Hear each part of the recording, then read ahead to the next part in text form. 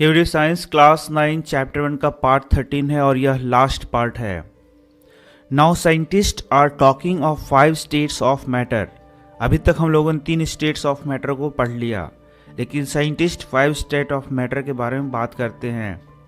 तो 3 तो आप पहले ही से जानते हैं, solid, liquid and gas, plasma and boast Einstein condensate. ये है चौथा और पांचवा। तो आइए हम लोग एक एक को देखते हैं। यह प्लाज्मा स्टेट ऑफ मैटर है। The state consist of super energetic and super excited particles. तो ये जो प्लाज्मा स्टेट है, इसमें जो पार्टिकल होते हैं वह सुपर एक्साइटेड और सुपर एनर्जेटिक फॉर्म में होते हैं। तो यहाँ से आप प्रश्न देख लें, प्लाज्मा में पार्टिकल किस स्टेट में होते हैं, किस प्रकार से होते हैं। The state consist of super energetic and super excited particles. तो ये आपको ज़्यादा अभी समझ में नहीं आएगी, आगे के चैप्टर्स आप जैसे ही पढ़ लेंगे एटम, तो आपको यह फिर समझ में आएगा। These particles are in the form of ionised gases. तो इसमें पार्टिकल आयोनाइज्ड गैसेस के रूप में पाए जाते हैं। तो यह आयोनाइजेशन कैसे होता है, यह भी आगे के चैप्टर में आप देखेंगे, तब आपको समझ में आएगा कि प्लाज्मा फॉर्म में पार्टिकल किस प्रकार से होते हैं।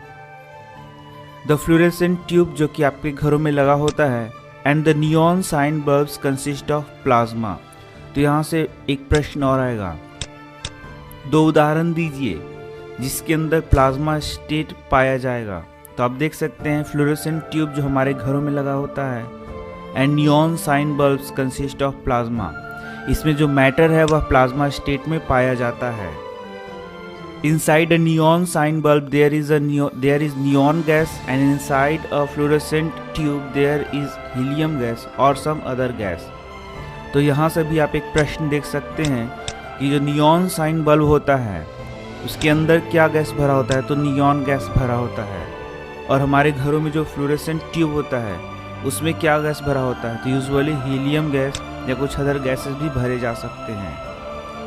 The gas gets ionized, that is gets charged when electrical energy flows through it।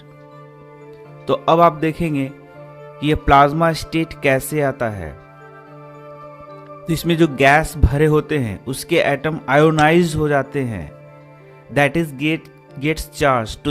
तो मैंने आपको पहले ही बताया कि आयोनाइज्ड पार्टिकल क्या होते हैं, चार्ज्ड पार्टिकल क्या होते हैं। ये आपको अभी समझ में नहीं आएगा, ये एटम जब आप पढ़ेंगे तो तब आपको समझ में आएगा। तो थोड़ा आप इंतज़ार करें। लेकिन मैं बता देता हूँ कि यहाँ जो एटम्स हैं वो आयोनाइज्ड हो जाएंगे या फिर क्या हो जाएंगे, चार्ज्ड हो जाएंगे।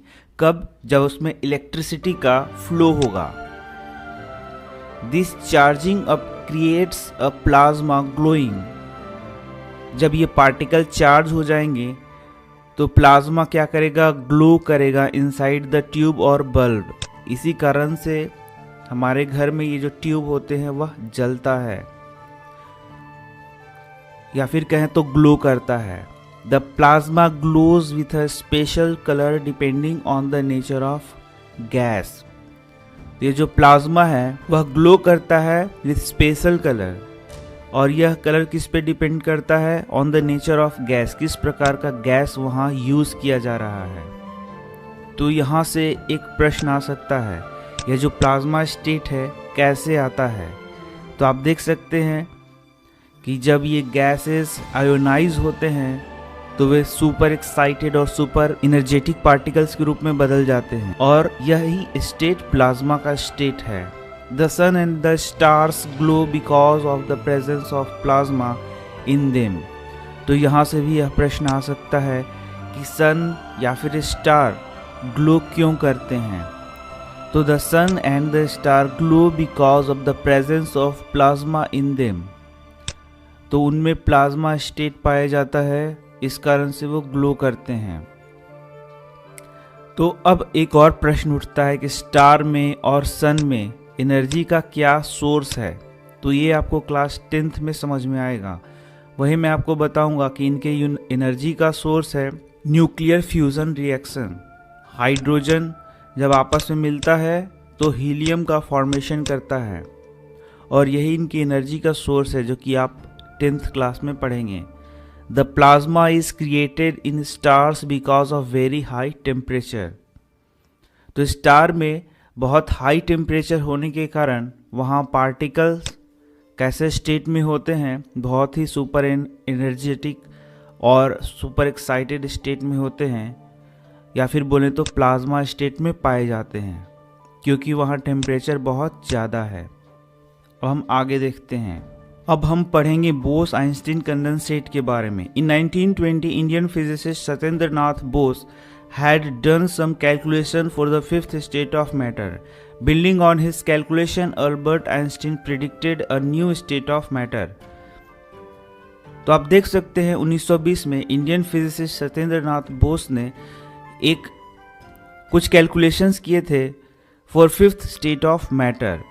बिल्डिंग ऑन हिज कैलकुलेशन, उन्हीं के कैलकुलेशन के आधार पे अल्बर्ट आइंस्टीन ने एक नए स्टेट ऑफ मैटर को प्रेडिक्ट किया था। उन्होंने बोला था कि एक नया स्टेट ऑफ मैटर हो सकता है, द बोस आइंस्टीन कंडेंसेट। और इस नए स्टेट ऑफ मैटर का क्या नाम था? Bose Einstein condensate, BEC।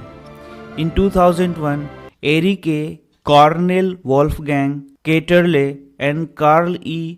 वेमैन of USA received a Nobel Prize for achieving Bose-Einstein condensation।